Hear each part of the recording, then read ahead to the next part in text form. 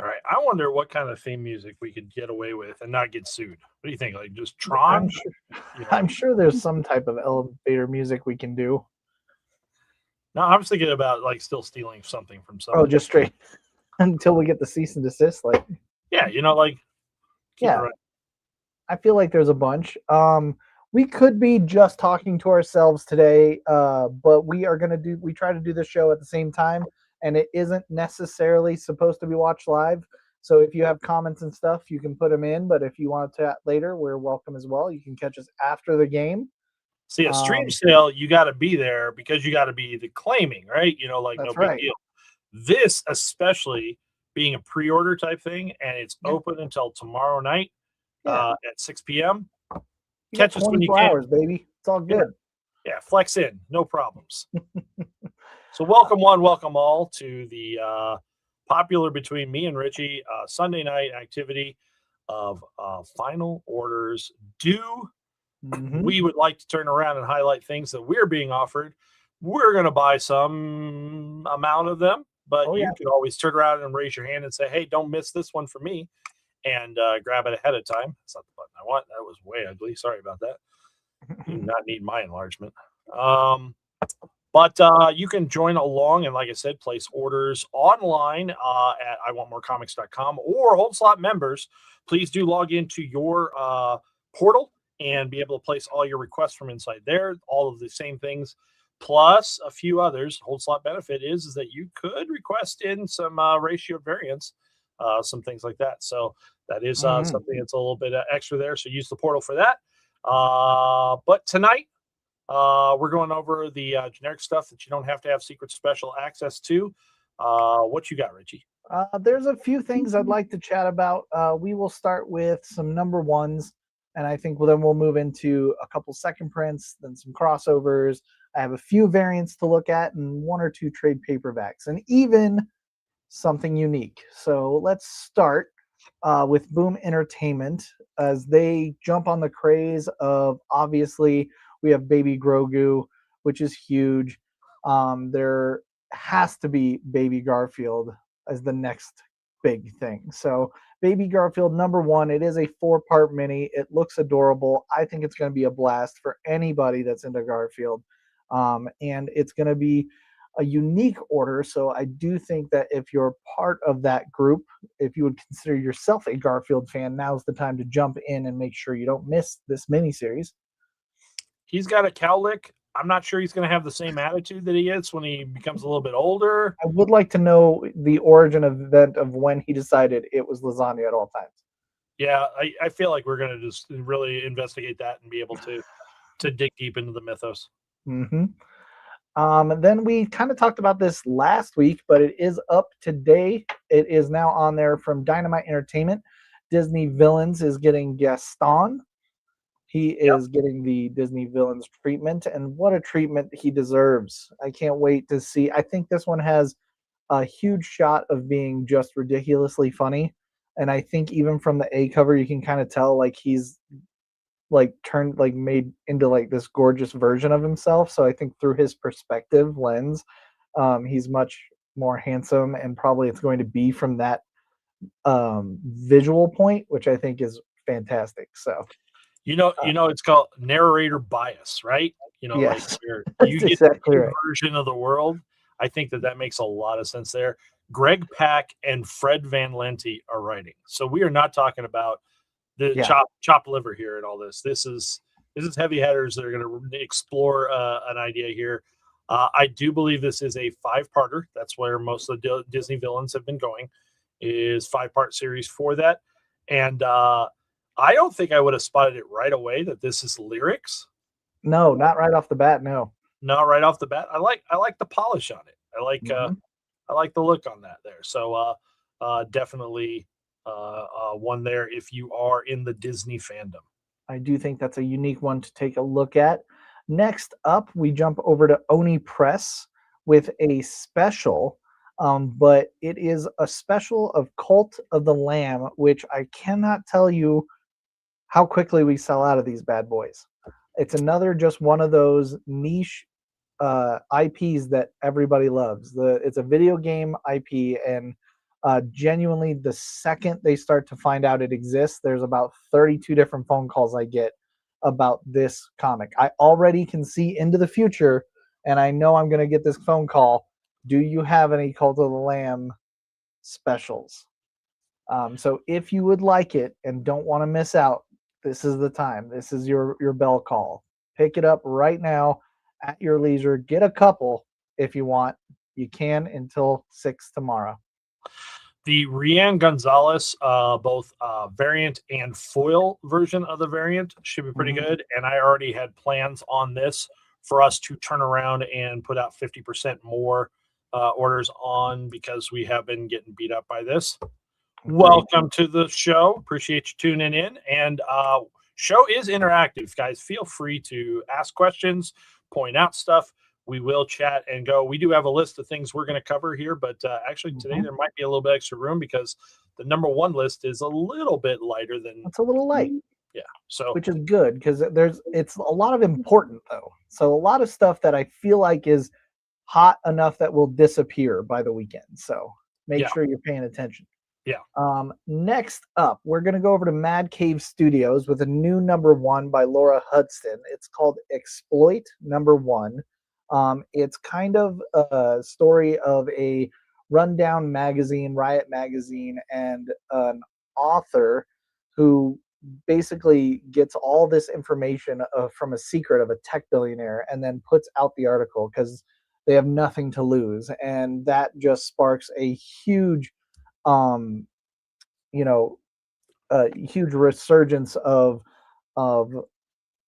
non-paid for media, underground, trusted investigating, and the craziness that ensues. It's basically a fantasy world where where media isn't bought and purchased, and the punk rock movement is finding the nitty and gritty and not letting money get in the way.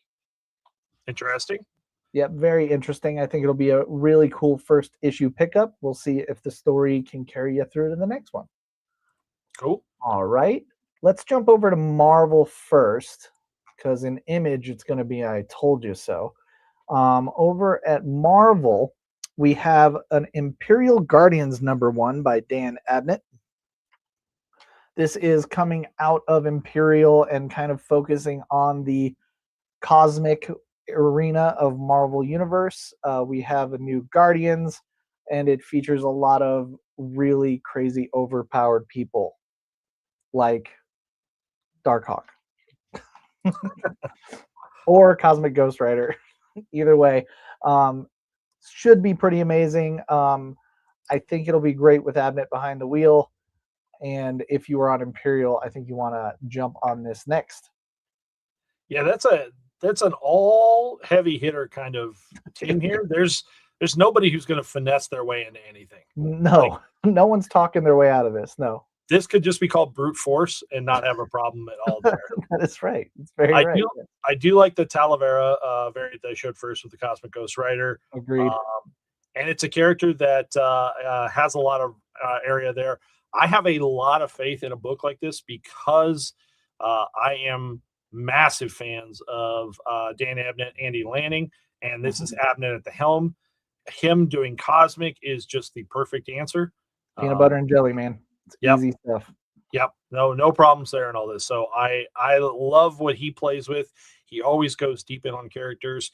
He always brings you back to something that he planted an Easter egg, several issues before and let it grow. I could be very interested in this book. All right. The next number one is one we've talked about before, and I believe just got extended or delayed. But Spider-Man Meals to Astonish does finally drop. It is on our sheet here from Marvel, which with a really gorgeous Magnola A cover, which is interesting to me. This has been retooled from when it first was announced. Right. It was originally two different covers. It's now expanded out to a third. Camuncoli has come on as a cover there, the Magnola there. It was originally just Meals to Astonish. It wasn't Spider-Man specific. Mm-hmm. So this has been retooled a couple different ways here. Like you did point out here, this Magnola looks crazy. it's been so long since I've seen Mignola on a Spider-Man. It's kind of blew me away. Well, and we've, like, Mignola's Batman level from Very way, way, much. way, way long ago when all of us were much, much younger. But this kind of, like, this cover's really got, like, it does everything Mignola here. It's got that feeling of Batman. It's got that Hellboy. Electro in the background is just a can't miss. It's just good. I definitely think you should pick it up if you're interested. It looks like they've tooled a brand new story by Steve Orlando. It also has Jeff Table, for those that are Jeff fans, so don't miss out on that, and collects the test kitchen from the Infinity, which I think is what it started as in the first place, was kind of like a place that you could just get that. So they've added more to it to make it more unique for the retail stores. Yeah, so little stories. You're going to get several different pieces inside there. A lot going on to the book. We can stay on the Mike Mignola train by going over to Dark Horse Comics. No way, he does it up for them? Yeah, and we have Leonid, the Vampire and the House of Yonda. It is navigated that correctly. That was a tough one. Mike Mignola on the writing duties here, kind of continuing his thing where he does 2-parters, 3-parters, 5-parters. This is a 2-part story of Leonid the Vampire. Mm-hmm. All right. Covers on that one. So you do have do pick your option there and all this. Mignola is on the B with just again. On Titan Comics, we have a number 1, but I think it's an early number 1 because it's got to get to the printer before the actual drop. Lenore Blood and Money number 1 comes out with a foil variant, and I believe that this is one of those cases where we just have the variant out right now. The rest of it will pop up soon. Yeah, so I just had to I had to fix all of this because there was, from initial solicits, things have changed around a bit. Lenore is now doing a series of one-shots. So we ordered the first one. That still hasn't come out yet. We're about to get that. This one here, the Kit Wallace foil, is ahead, like you said, because they need 2 more weeks to print foil covers. So we will see the rest of these issues. The 3 other, the main and the 2 other variants will either be next week or the week after. We'll put the orders in for that there. But if you want to get in and make sure that you're hitting the foil, I know one guy that's ordered that, but that's just because Sean's on everything Lenore. So, like, you can't miss any cover at all. Can't miss it.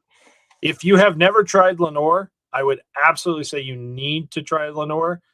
You can wait for the regular issue, which will be $4.99 or $5.99 instead of $14.99 here with the foil. Yes. So you can get in then, but it is absolutely goofy humor that you will appreciate that you got and tried once. It's tough to do like comedy comics in a very longevity stance, and I feel like this one is unique in that sense. So I agree. Pick it up. Even if you just want a tiny laugh, it's worth the $5 for sure. Yep. All right, let's go over to Image and let's talk about a new number 1, and then I'm going to say, I told you so, I told you so, I told you so. All right, the first one is Narco number 1 by Doug Wagner, coming out with a new miniseries. This is about a gentleman who has a rare form of narcolepsy. When he gets excited, he passes out. Unfortunately, he does so witnessing a murder of a friend of his neighbor, and has become the number 1 suspect. And now he must try to clear his name while dealing with this affliction. So I think it's going to be somewhat funny, somewhat thriller aspect, especially with the cover A looking like a Pop-Tart sense. I think this is going to be pretty unique and interesting, but definitely harder to order. So if it's something you're interested in, jump on now so you don't miss one. I'm going to let you get to your I told you so moment, but I have a small, segue here with it. Narco has one of the Invincible month variants where you turn around and we'll see Invincible characters showing up and punching people involved with any other Image comic. They're just aggro all the time here. So you get this. The creators of the comics are doing the variants. So again, this is Daniel Hilliard, Dave Stewart on the cover art. But which for me threw me for a little bit because man, it looks like Corey Walker's. It does, right? It's a little close. He is so spot on with that. So Hilliard's delivering. But I'm going to bring that up that again, we have passed one. I think Free Planet's already passed. This is the next one.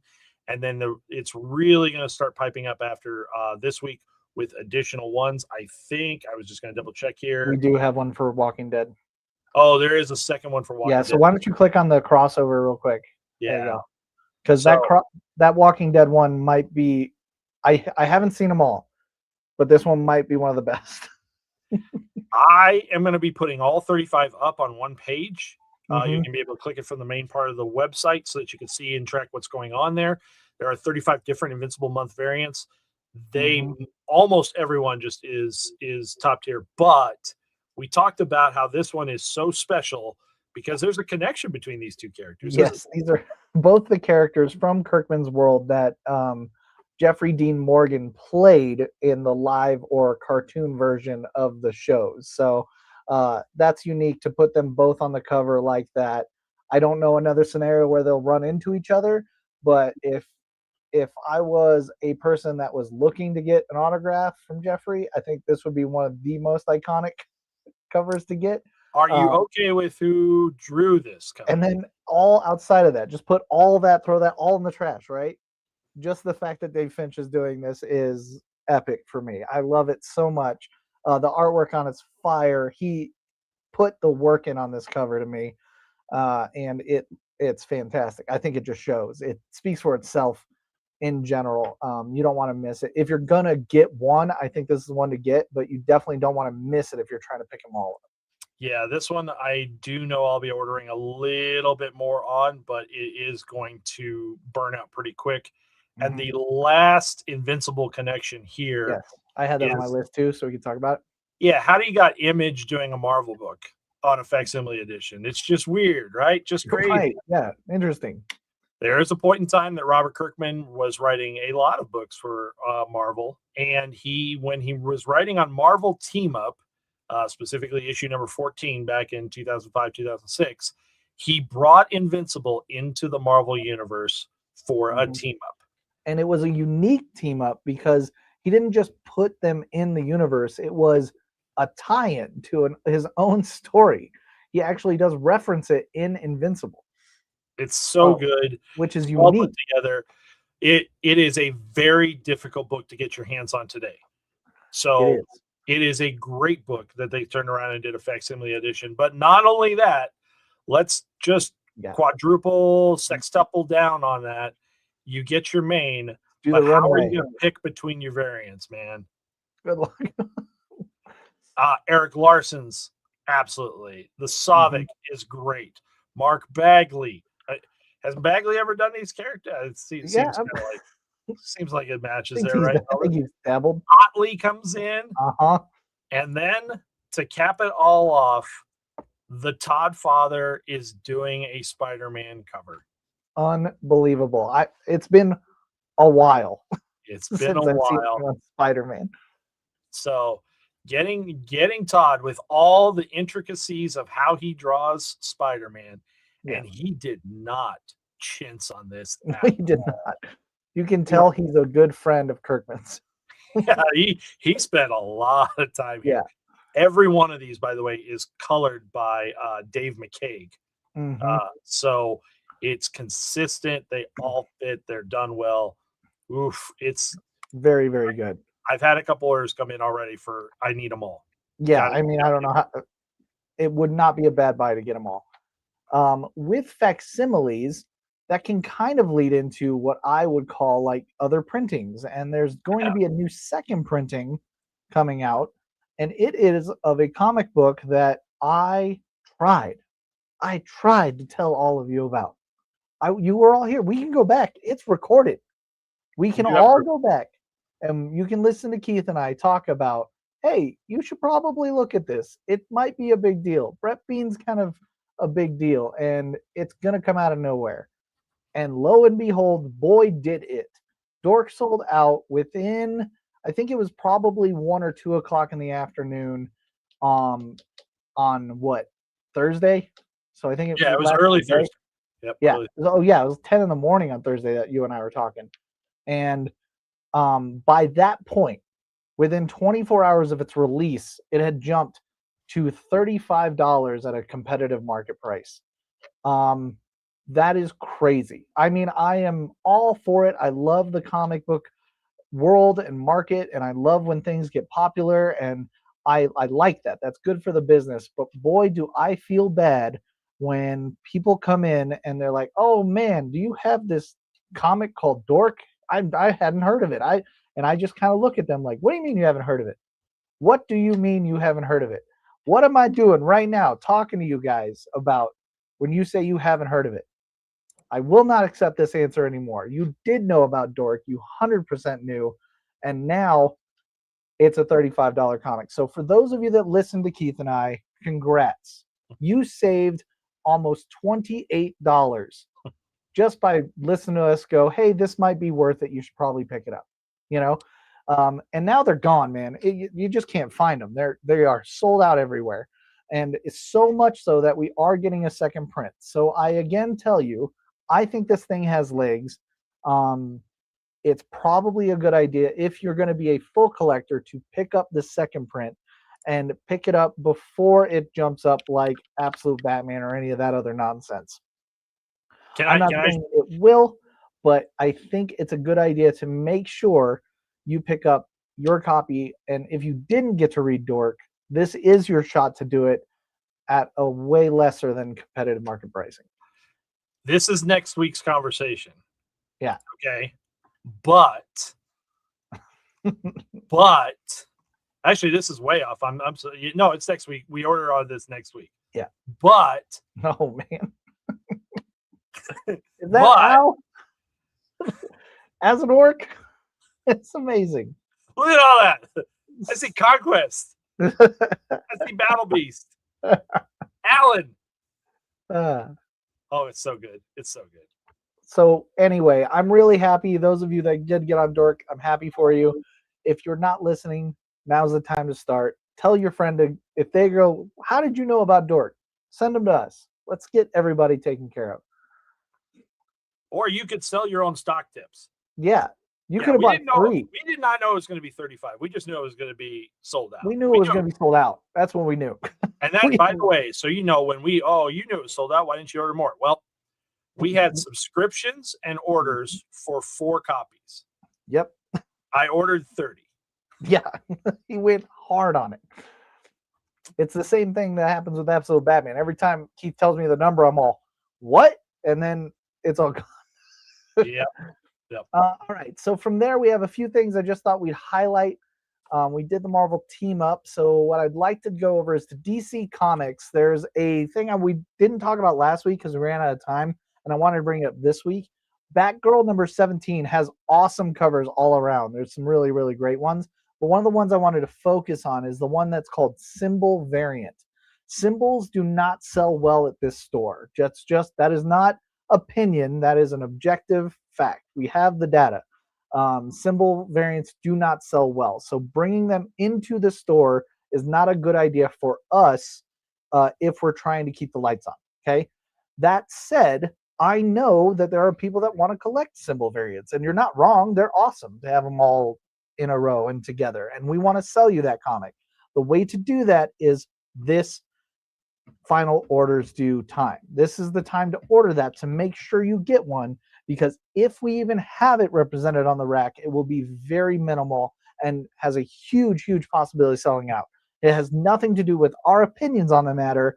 That was decided by the people that shop at our store. Science, man. We just follow what you guys buy. We've just never sold that stuff well. But at the same time, that's the perfect reason why we give you opportunity to pre-order. You don't have to listen to us. You can turn around and 100% prove us wrong. Although at the same point in time, if you just want to pick up a Yom variant, there are really, really good variants. So, that is ridiculous, man. Yeah. Yeah. A little shine on the bat symbol, the details. That is ridiculous. So a few more things in DC because they didn't really have a ton of number ones. DCKO 5 drops, the final issue of DCKO, and with it are a phenomenal selection of covers that have been pretty consistent throughout its entire release. Thought we would highlight those. I said we put this one right in the Louvre. Like that just goes right into the Museum of Fine Arts. No notes. It's perfection. That's Daniel Warren Johnson is killing it. I just want you guys to realize that you get Daniel Warren Johnson, which Richie is a fan of. You get Batman in the power position. He's a fan of. You get wrestling move. He's a fan of. That. This is why Richie will endorse this over anything else. It is almost like he was like, "Hey, I need to just do this comic cover for Richie real quick." That's what like he was doing all of the other stuff. That Richie decided to say, "Hey, make it a cover for everybody." Yeah. So there you go. That is, there are a lot of DCKO issues variants that I think you should check out and don't miss them because they're great. I wanted to say the same thing for Amazing Spider-Man. Amazing Spider-Man's going through Amazing Spider Death Spiral, I think, and we do have the crossover event filter for that. But the variants for Amazing Spider-Man have also been consistently very, very good, but very, very wide. So it's important to pick the one you actually want, so you're not, beholden to the things that are remaining versus the things that you want. The Upside Down in the Rain Kiss has always been popular, and I think that that's really, really cool because he's a vampire in it. I was like, why is he screaming? And it's because he's biting her neck. It's actually kind of cool when you look at it. Yeah, that's pretty dope. I was supremely impressed with the Lee Bermejo. It's Bermejo with my boy. Come on. It's Ben. Yeah. Steve Ben Reilly. But the fact that it's like this extra, all this, it's just too much. It's got too much going on. Yeah, he is doing too much. Like someone needs to take the pen away from him. He is killing it with it. The event is going through Amazing Spider-Man and Venom issues here, so both of them are part of this, are available. Mark Bagley is doing a series of covers, but they're not letting us see anything about the Mark Bagley covers ahead of time. We'll have some of them because, like Bagley is popular, but we don't know how deep to go on it. So yeah, and those are usually spoilers. So if you want to get ahead of the game, and there might be I don't like the game here where it's like it's kind of like guessing, but I will tell you there's a potential of like first cover appearances on those. So if that's something you want to risk, I would get ahead of the game and purchase that. But that's not a guarantee or anything. They just kind of do it for fun to not spoil everything. The last thing in DC I wanted to bring up was a trade paperback. It's an older series, but it's JLA Salvation Run. The reason they're doing the trade paperback of this is that if you watched Peacemaker season 2, the end of that was the beginning of Salvation Run. So if you're like, what did they put him in? What was going on with all that? This will go ahead and let you find out all of that. This was basically they took all the villains and threw them on their own planet and said, go live your lives. We don't need you anymore. And this is what Salvation Run is about. So they're doing a 2026 rendition. Pick that up if you can. The other new combined thing from DC Comics is Zatanna Omnibus by Paul Dini the Great. One of, if not the better collections of Zatanna. Paul Dini, obviously, most people know from Batman the Animated Series, but he had one of the best detective runs I have always enjoyed. He had a Christmas thing, and they included it in this $100 hardcover. Paul Dini is so obsessed with Zatanna that he actually married a magician, fell in love and married a magician who he calls his own personal Zatanna. So this man is one of not only like my favorite writers, but he is living the life as well. So nice. And the Adam Hughes cover is no joke. Nope. Next thing before we end, there's a unique thing on Insight Editions. Again, this is a perfect item for Final Order Cutoff, which is Princess Bride's Tarot Deck and Guidebook for all of my Princess Bride fans, which I know there is a lot. And I think there's actually a pretty decent crossover between that and tarot readers. This is a very unique and cool offering, but one that would be very difficult for us to order. So highlighting it now to make sure people see it and potentially want to buy it is the perfect choice. So I want to make sure we don't miss out on it. We'll bring a couple copies in, but if it gets snatched quickly, it's snatched quickly. Mm-hmm. The honorable mention, as we will say goodbye, is Dead Samurai from Wake Entertainment. They've been killing it with variants. I know a few of you jumped on that from Dead Samurai 1, but they really have not toned down how good their variants have been and the artists they are bringing in, the creative teams they're bringing in.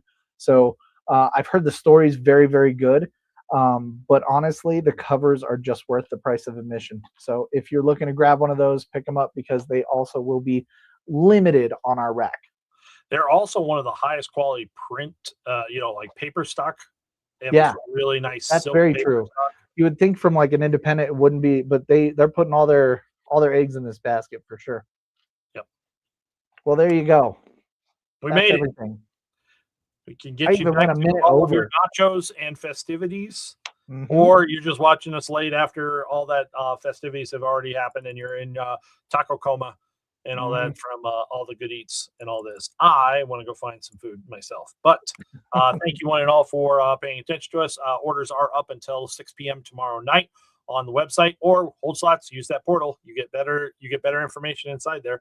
And then join us for the rest of the week, Tuesday night, for the new release rack, where we will go over what's out now, and you can get your mitts on those early by placing your orders online. And then we'll be back Wednesday night with the ever popular stream sale with the lovable pair and all this of battling contestants that we have in Richie and Sean there. So that is correct. All right. We'll see you then. Thank you, everyone.